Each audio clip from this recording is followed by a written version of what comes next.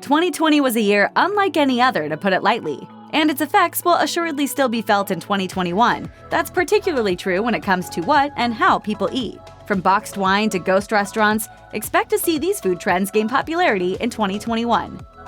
In October 2020, Whole Foods published a report predicting the trends that'd be taking over the world of food in 2021. One of the trends the company suggested is a rise in popularity for a range of new oils among at-home chefs. These include walnut and pumpkin seed oils. According to Healthline, walnut seed oil has a number of health benefits. It's good for your skin, helps lower blood pressure, improves cholesterol levels, and may even have anti-cancer effects. Pumpkin seed oil can have a positive effect on your skin, heart, and prostate. It's said to ward off depression and may even relieve some of the symptoms of menopause. It won't all be fancy alternative oils in 2021, though. According to Food Business News, 2021 will also see olive oil reach new heights of popularity. Food trend forecaster Elizabeth Moscow said alinolid, a component in olive oil with anti-hypertensive and anti-inflammatory properties, as well as tyrosol, a compound that protects against neurodegenerative diseases, are particularly attractive to health-conscious eaters. Upcycled food also made it onto Whole Foods' list of 2021 food trends, and it's been on the rise for a while. In 2019, Forbes reported that the upcycled food industry was worth $46.7 billion. And in May 2020, the term upcycled food was officially defined by the academics and nonprofit organization representatives that make up the Upcycled Food Association. The association defines upcycled food as using ingredients that otherwise would not have gone to human consumption, are procured and produced using verifiable supply chains, and have a positive impact on the environment. While you may not have come across much upcycled food in your grocery store just yet, there are a number of products that meet this definition. White Mustache, a Brooklyn-based yogurt company, uses surplus fruit and whey for its products. Watermelon Water makes flavored waters from what the food industry refers to as discarded melons. Rise Products makes flour from spent grains. And Toastale makes their beer brewed from surplus bread. More and more companies are making the most of whatever they can get their hands on. Hard kombucha is fermented tea that, unlike regular kombucha, has a significant alcohol content. Kombucha has become one of the trendiest drinks over the last few years, thanks in part to its perceived health effects. So it was inevitable that there'd be an alcoholic version of a drink as popular as kombucha, and 2020 saw alcoholic kombucha hit the scene big. How's business? Can't make enough. Can't make enough? Yeah. Really? Yeah.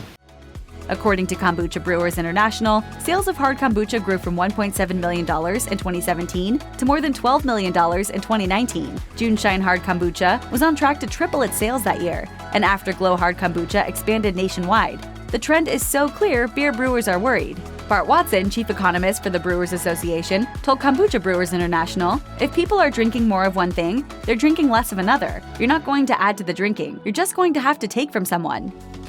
The Guardian reports that a 2019 study suggested that by 2040, 60% of meat consumed by people will be either, quote, grown in vats or replaced by plant-based products that look and taste like meat. Thanks to the pandemic, 2020 in particular saw a whole new level of consumer interest in meat-free meat, with sales up 264% in U.S. grocery stores in the spring. The industry is making new innovations and putting out fresh products too, with many companies such as Impossible Burger and Beyond Meat solidifying their leading positions in the market. According to Tasting the Future, sales of meat alternatives are projected to reach $480.43 billion by 2024. An increased focus on the sustainability and health benefits of plant-based meats, a renewed focus on taste and texture, and new plant-based foods such as fish, cheese, milk, and chicken will all help the meatless meat market meet those expectations. And if you're still not convinced, McDonald's will finally offer its own plant-based burgers in 2021.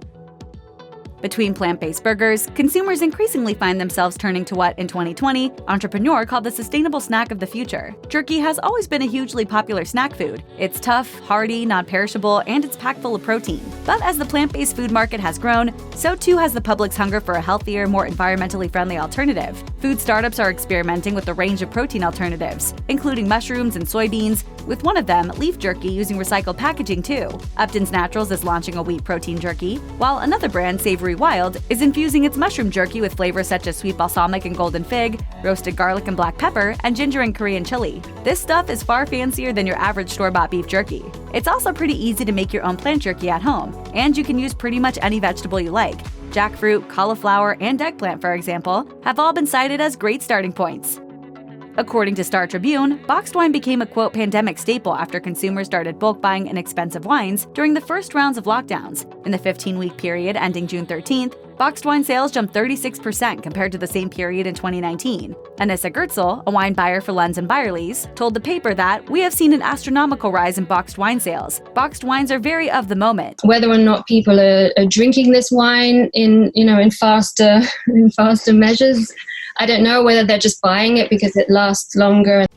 And it sure looks like this trend will carry on into the new year. That's partially thanks to the fact that boxed wines have risen in quality, thanks to improving growing and winemaking techniques, as well as an increase in wine imports. And these same companies are marketing to young people for the first time ever. Guy Willenbacher, of Blue Ventures Wine Marketing, told Star Tribune, "Instead of being a badge of poor taste, boxed wine has even become a popular quarantine prop for Instagram photos. Now that the stigma has vanished, the quality has improved, and whole new demographics have emerged, it's becoming increasingly clear that, far from being a flash-in-the-pan pandemic fad, boxed wine really is here to stay." Copaiba is an essential oil that, according to Food Business News, shares a number of properties with cannabidiol. It comes from the resin of the Copaiba tree and is said to have an earthy, woodsy flavor. Like CBD, it has a number of health effects and can be used to treat inflammation, chronic pain, and anxiety. It can also help reduce blemishes, or even be used as an aromatic compound to help create a calm and relaxing environment. According to Scott Johnson, Director of Education and Training at doTERRA, when used daily, Copaiba helps you live a longer and healthier life with greater periods of homeostasis. And like CBD, it's totally legal.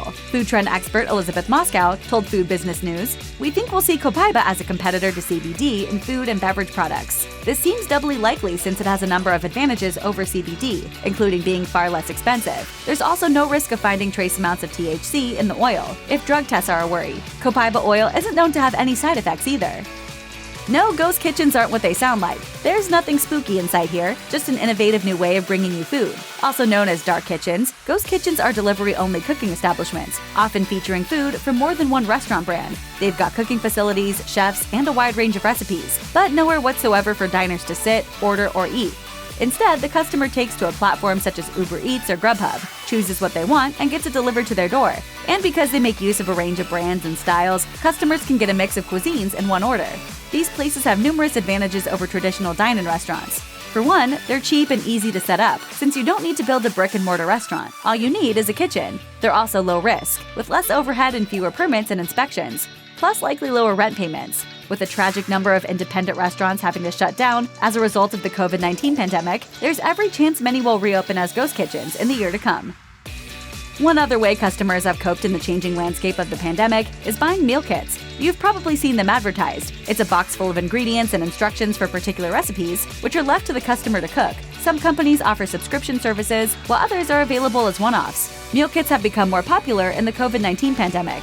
According to Brian Irwin, VP of Marketing for the meal kit service Home Chef, sales have increased materially since the start of the pandemic and have remained high week after week. We have had greater sales both from existing customers as well as new customers. Customers continue to buy more meals per delivery and order more often. Meanwhile, companies such as HelloFresh have seen their revenues increase by upwards of 50% in 2020 and are continuing to pour money into technology, infrastructure, and marketing, with the aim of enticing newer customers into the fold.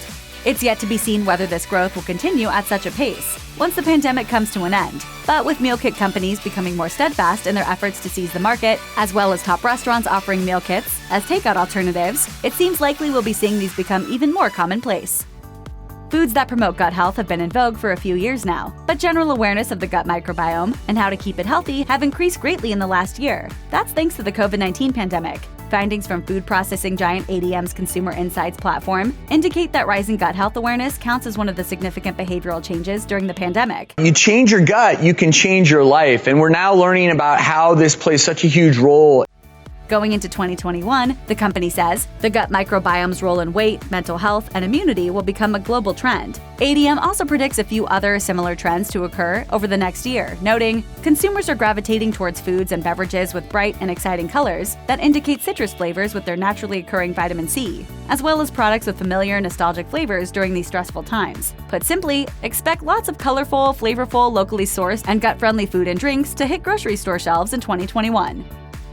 As a result of that hugely terrible thing that has happened to all of us this year, it appears that people are ready to live healthier lives. In October 2020, Forbes reported that one of the primary trends we're going to see in 2021 is a move towards healthy, sustainable, and environmentally friendly eating. COVID-19 caused many Americans to take a deeper look at the food they eat and how it affects their stamina, immunity, and overall health. To that end, shoppers are now choosing foods more carefully, reading labels, learning about ingredients, and making decisions based on where their food comes from. The International Food Information Council's 2020 Food and Health Survey found that 54% of all customers care more about the healthfulness of their food and beverage choices in 2020 than in 2010. Active dieting has increased, 18% of Americans are using health monitoring apps and devices, and 28% of Americans are eating more proteins made from plants. Even when the pandemic ends, it's not hard to imagine that people will remain more aware of how their eating habits affect them. Check out one of our newest videos right here. Plus, even more MASH videos about food trends are coming soon. Subscribe to our YouTube channel and hit the bell so you don't miss a single one.